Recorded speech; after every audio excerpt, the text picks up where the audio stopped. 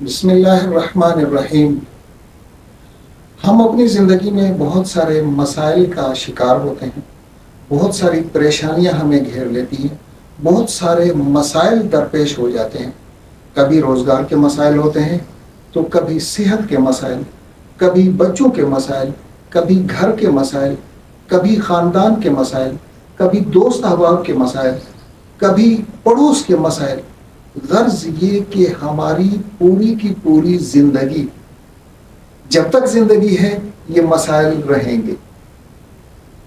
اللہ تبارک و تعالیٰ نے قرآن مجید میں اس کا حل بتایا ہے، استعینوا بالصبر والصلاۃ۔ زندگی کے تمام مسائل کا حل چاہتے ہو تو نماز اور صبر سے مدد حاصل کرو۔ اللہ تبارک و تعالیٰ نے قرآن مجید میں بار بار صبر کی تلقین فرمائی۔ کبھی اللہ تبارک و تعالیٰ نے صبر کرنے والوں کو محبوب کہا، واللہ یحب الصابرین۔ اللہ تبارک و تعالیٰ صبر کرنے والوں کو پسند کرتا ہے۔ قرآن پاک نے فرمایا ان اللہ مع الصابرین، اللہ تبارک و تعالیٰ صبر کرنے والوں کے ساتھ ہے۔ قرآن مجید کہتا ہے وَاصْبِرْ عَلَىٰ مَا أَصَابَكَ، جو کچھ تمہیں پہنچتا ہے، دکھ ہے، درد ہے، تکلیف ہے، اذیت ہے، کہیں سے پریشانی ہے، کوئی غم ہے، جس بھی طرح کا کوئی مسئلہ پہنچتا ہے، کسی بھی مسئلے سے سابقہ پیش آتا ہے، اس وقت تمہیں صبر سے کام لینا ہے اور برداشت کرنا ہے۔ ہم اپنی زندگی میں دیکھیں، مسائل تو ہوں گے، جب تک زندگی ہے مسائل تو ہوں گے۔ ان مسائل پر اگر ہم برداشت نہ کریں، اگر ہم اپنی زندگی کے مسائل پر برداشت نہ کریں تو پھر ہم کر کیا سکتے ہیں؟ یہ سب اللہ تبارک و تعالیٰ کے کائنات کے چلانے کے طریقے ہیں۔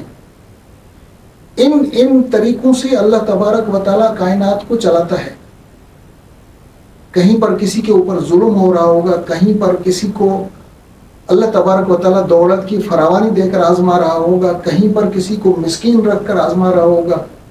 تو غرض یہ کہ یہ دنیا کی چلانے کے لیے یہ تمام چیزیں ساتھ ساتھ چلیں گی۔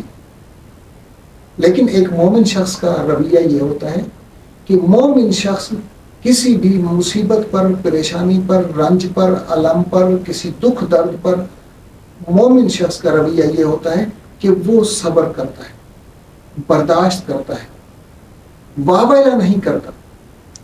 کچھ لوگ ایسے بھی دیکھے گئے جن لوگوں نے اپنی زندگی میں مصائب اور مشکلات اور پریشانیوں کو اتنا سر پر چڑھا لیا کہ بجائے اس کو رب کی طرف سے آزمائش سمجھنے کی، انہوں نے کفریہ کلمات کہنا شروع کر دی کہ اللہ تبارک و تعالیٰ کو آزمانے کے لیے صرف میں ہی ملا ہوں، باقی دنیا کو اللہ تبارک و تعالیٰ نوازتا رہتا ہے، مجھے کیوں اتنا اللہ تبارک و تعالیٰ نے مشکل میں ڈالا ہو۔ یہ کفریہ کلمات ہیں، یہ ناشکری کے کلمات ہیں۔ کچھ بھی ہو، کسی بھی طرح کا مسئلہ ہو، کسی بھی طرح کی پریشانی ہو، اللہ تبارک و تعالیٰ کی مدد اور نصرت حاصل کرنی ہے۔ اللہ تبارک و تعالیٰ نے خود فرمایا ان اللہ مع الصابرین، صبر کریں گی تو اللہ کی مدد آئے گی، برداشت کریں گی تو اللہ کی مدد آئے گی۔ اور پھر صرف اس دنیا میں نہیں، قیامت کا جب دن ہوگا اس وقت اللہ تبارک و تعالیٰ خود ارشاد فرمائے گا انی جزیتہم اليوم بما صبروا، میں نے ان کو یہ جنت اور یہ نعمتیں اس وجہ سے دی ہیں کہ انہوں نے صبر کیا تھا۔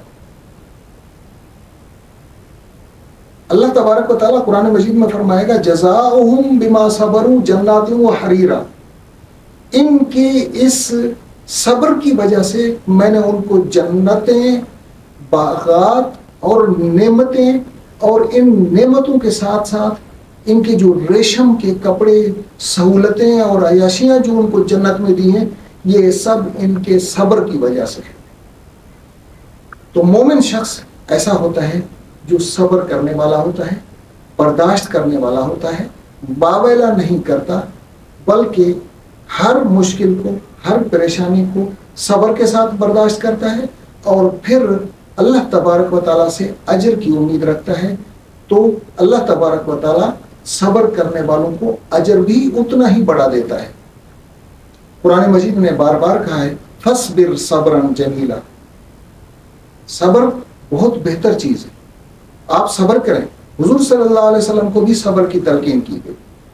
جب ہم حضور صلی اللہ علیہ وسلم کی زندگی پر نظر دوڑاتے ہیں تو مکی زندگی میں حضور صلی اللہ علیہ وسلم پر کیا کیا مظالم نہیں ڈھائے گئے. 3 سال تک شیب ابی طالب میں مقید کر دیا پورے خاندان کو. 3 سال تک معاشرتی مقاطع رکھا، لین دین بند کر دیا، آنا جانا بند کر دیا. نہ خود ان کے ساتھ کوئی تعلق رکھتے تھے، نہ کسی اور کو تعلق رکھنے دیتے تھے.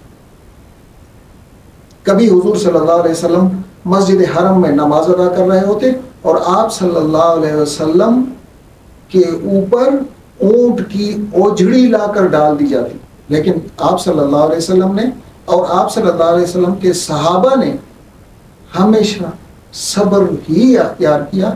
صبر کے دامن کو کبھی بھی ہاتھ سے نہیں جانے دیا. کسی صحابی کو چٹائی میں لپیٹ کر دھواں دیا جاتا، کسی صحابی کے اوپر پتھر رکھ دیے جاتے. حضرت بلال رضی اللہ تعالیٰ عنہ کو گرم ریت کے اوپر لٹا کر سینے پر بھاری پتھر رکھ دیا جاتا. بڑی مصائب اور مشکلات کی زندگی گزاری، لیکن صبر کا دامن کبھی ہاتھ سے جانے نہیں دیا. اسلام پر، اپنے دین پر، اپنے ایمان پر ڈٹے رہے اور جمے رہے. قل آمنت باللہ ثم استقم، حدیث کے الفاظ ہیں کہ آپ اللہ پر ایمان لیں اور اس کے بعد اس پر جم جائیں. صبر کے ساتھ، استقامت کے ساتھ، دل جمعی کے ساتھ، مضبوطی کے ساتھ اللہ کے دین کو کبھی نہ چھوڑیں. صبر اور برداشت کا دامن ہمیشہ ہاتھ میں رکھیں.